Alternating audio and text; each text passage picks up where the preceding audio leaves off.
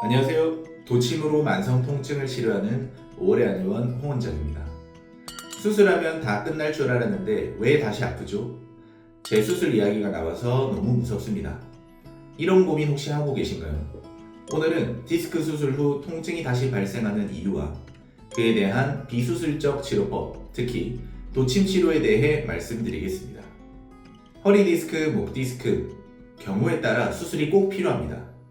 하지만 수술 이후에도 여전히 통증을 호소하시는 분들이 꽤 많습니다. 왜 그럴까요? 논문과 임상 경험을 바탕으로 흔한 두 가지 원인을 알려드리겠습니다. 첫 번째는 유착입니다. 쉽게 말해 조직끼리 서로 들러붙는 것인데요. 수술 전 반복된 염증으로 생긴 유착이거나 수술 과정에서 생긴 절개 부위가 회복되며 새롭게 생긴 유착일 수 있습니다.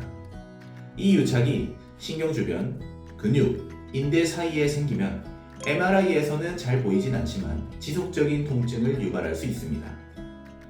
두 번째는 진단의 한계입니다. MRI에서 디스크가 튀어나왔다고 해서 무조건 그게 통증의 원인은 아닙니다.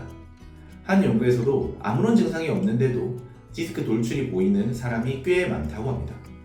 실제 통증의 원인은 천장관절, 후관절, 근막, 근육일 수 있고 이런 부위는 MRI에서 잘 보이지 않기 때문에 이학적 검사와 통증 유발 부위 확인이 매우 중요합니다. 통증이 계속되면 자연스럽게 재수술을 해야 하나 라는 생각이 들 수 있습니다.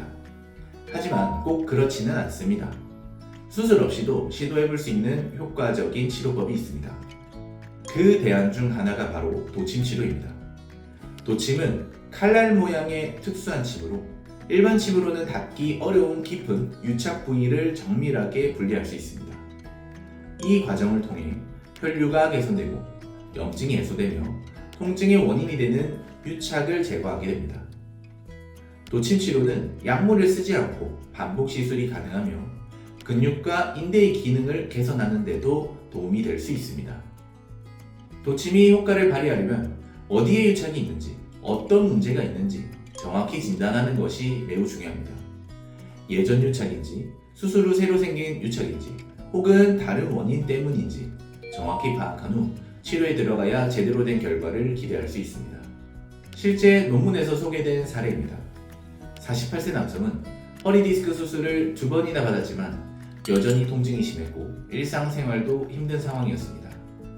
MRI에서는 디스크 탈출이 있었지만 정밀 진찰 결과 천장관절과 인대 유착이 주요 원인으로 밝혀졌고 도침 치료를 13회 후 통증 점수는 8점에서 0에서 2점으로 줄어들었으며 감각 저하도 90% 이상 회복되었습니다.